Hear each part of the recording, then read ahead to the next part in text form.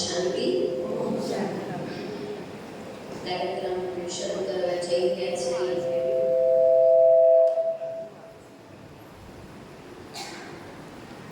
તો સૌ પ્રથમ આજે શરદ પૂનમ, અડધી શરદ પૂનમ તો જો કે આજે છે, અડધી કાલે કોઈ ઉજવી, એટલે શરદ પૂનમ જ છે. અને દરેક ઉત્સવ એની પાછળ કંઈક ને કંઈક આધ્યાત્મિક રહસ્ય સમાયેલું હોય છે. એટલે આજના દિવસે આધ્યાત્મિક રહસ્ય પણ આપણે થોડું જાણીશું. બેનના સ્વમુખેથી કે જે ઊંઝા અને ઊંઝાની ફૂલવારીને આપ સૌને જ્ઞાન રત્નોથી રોજ સજાવે છે. અને આજે એ શરદ પૂનમ નિમિત્તનું આધ્યાત્મિક રહસ્ય આપણને સમજાવશે. પછી કાર્યક્રમ શરૂઆત કરીશું.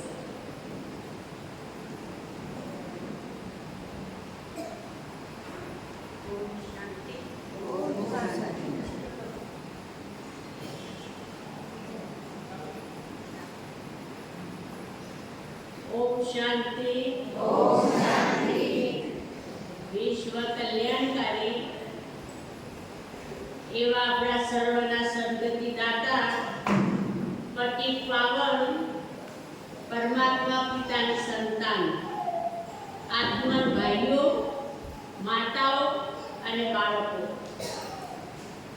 આમ જોઈએ તો શરદ પૂર્ણિમા ગઈકાલે હતી, પરંતુ ચંદ્રગ્રહણ હોવાથી આપણે આજે ઉજવી રહ્યા છીએ. અને એનું જે મહત્વ છે,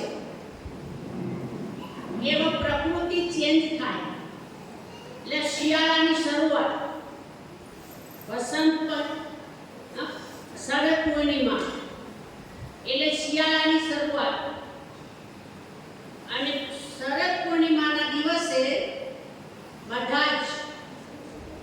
ખીર ખાય, કોઈ દૂધ પૌવા, અને એ પાછા ક્યાં મૂકે? આકાશના નીચે. ચંદ્રમા એ શીતળ છે અને એના કિરણો અમૃત જેવા છે, અને એના નીચે મૂકી અને ખાવાથી શરીરના જે પિત્તના રોગો છે એ દૂર થાય છે. ઘણું બધું મહત્વ છે, પણ એને આપણે આધ્યાત્મિકતાની સાથે જોડી દીધો છે તહેવાર. એટલે આપણે જ્ઞાન સૂર્ય શિવ બાબા છે, અને જ્ઞાન ચંદ્રમાં જે શીતળતા આપે છે એ છે બ્રહ્મા બાબા.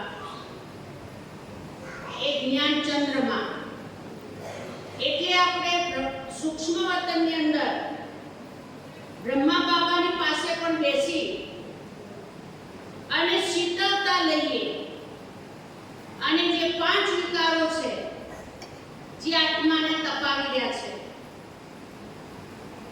તેથી એમની શક્તિને કિરણો લેવાથી આત્મા શીતળ બને છે, અને આપણે વિકારો પર વિજય પ્રાપ્ત કરીએ છીએ. એટલે આજે આપણે શરદ પૂર્ણિમાનો તહેવાર ઉજવવા માટે બધા ઉમંગથી પધાર્યા છે, અને ઘણા તો પોતાનું દેહ વિમાન છોડી અને સુંદર વેશભૂષાનો પ્રોગ્રામ કરવાના છે. આપણે પ્રોગ્રામ નિહાળવાનો છે, અને એમાંથી કંઈક ને કંઈક સારી પ્રેરણા લઈને જઈએ. એ જે આજે 5 વિકારોથી આત્મા કેવી છે? શીતળ છે કે ગરમ છે? ગરમ થતા વાર ન લાગે. એટલે સદાયના માટે પરમાત્માને યાદ કરીએ અને આત્માને શીતળ બનાવીએ. બાબાને યાદ કરીએ, શિવ બાબાને, કે જે સર્વશક્તિમાન છે અને આપણે એના સંતાન છીએ. સદાય પરમાત્મા સાથે કનેક્શન જોડેલું રાખીએ તો આત્મા શીતળ બનતી જશે. અમે કહેવાય યોગીના અંગ અંગ શીતળ. શીતળતા અર્થ પોતાનું સંગ. એના સંગમાં આવનારી આત્માઓ પણ શીતળ બની જાય. એટલે આપણે બધા બાબાના બાળકો, યોગી આત્માઓ છીએ. તો આપણી અંદર જે બધા અસત્વો છે એને આપણે દૂર કરીએ, શીતળ બનીએ, અને છેલ્લે પછી બધાને પ્રોગ્રામ પૂરો થાય એટલે દૂધ પૌવા ખાઈ અને બધાને ઘરે જવાનું. પણ આજે બાબાના ઘરેથી સારો એવો સુંદર એક સંકલ્પ લઈને જજો કે કમસે કમ ગુસ્સા ઉપર તો હું વિજય મેળવીને જ રહીશ. ગુસ્સો આવે એ વખતે સંકલ્પ કરવાનો, વિચારવાનું કે મેં તો ભગવાનને દાનમાં આપી દીધો છે ગુસ્સો, એટલે મારે ગુસ્સો નથી કરવો. હા, અને ધીરે ધીરે ધીરે છે ને એ ગુસ્સો ખતમ થઈ જશે. ગુસ્સો આવે એને રાક્ષસ કહેવાય. શું કહેવાય? એને તપસ્વી કહેવાય? ના કહેવાય. તો આપણે કોણ છીએ? આપણે શીતળ બાબાના બાળકો, યોગી બાળકો છીએ. એટલે બીજાને પણ અનુભવવું જોઈએ કે પહેલા મને ખૂબ ગુસ્સો હતો અને ત્યારે ઘણું પરિવર્તન કરી દીધું. એવું પ્રેરણાઓ બીજાને મળવી જોઈએ, અને આપણે આપણા જીવનની અંદર એ અનુભવ કરવો જોઈએ. એટલે વધારે સમય નહીં લો. આજે આપણે સરસ જીવનમાં દરેકને ઉમંગ ઉત્સાહ જોઈએ. એટલે જ્યારે આવા ઉત્સવો આવે ત્યારે આપણા જીવનની અંદર આપણે ખુશીથી દરેક ઉત્સવોને ઉજવીએ છીએ. તો આજે શરદ પૂર્ણિમાનો પ્રોગ્રામ ઉજવીશું, શાંતિથી બેસીશું અને દરેક પાત્રોને નિહાળીશું. ઓમ શાંતિ. ઓમ શાંતિ.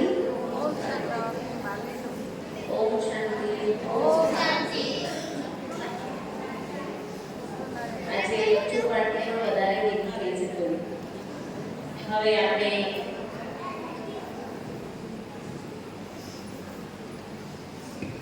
આપણે કાર્યક્રમ શરૂ કરીશું અને આજના દિવસે એવું પણ ભક્તિમાં વરદાન છે કે ભાઈ લક્ષ્મીજી અમૃત વરસાવે, દરેકના જીવનમાંથી ધન ધાન્ય અને સમૃદ્ધિ વધતી જાય એવો આજનો દિવસ શિશિર ઋતુ જેને કહેવાય શરદ ઋતુ, ધર્મ અને વિજ્ઞાનને જોડી દેવામાં આવ્યો છે.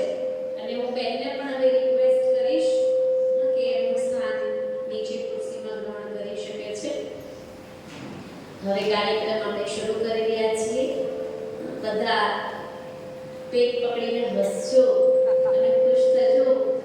અમુક પાત્રો તમે બધા જાણો છો, લગભગ બાબાના બાળકો છે.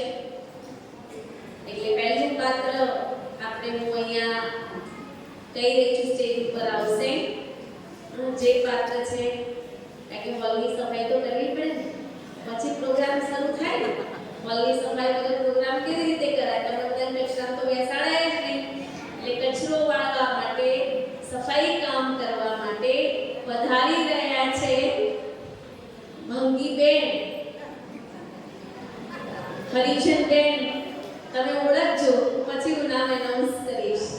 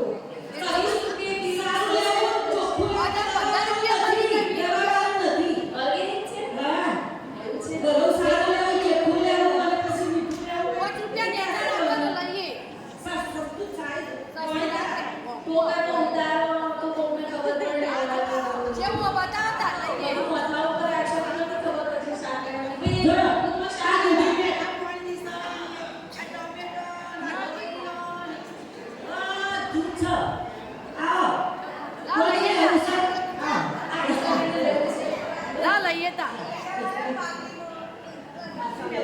આ મિનરલ પાણી પાણી ઉગાડેલું છું ઓ બોલ આને કોણ આ મિનરલ વોટર નું કે પછી ગટરના પાણીનું ચોખ્ખું તો ગટરનું પાણી આવે આ ઢોલા વાડીનું છે આ લીધું બોલી કરાઈ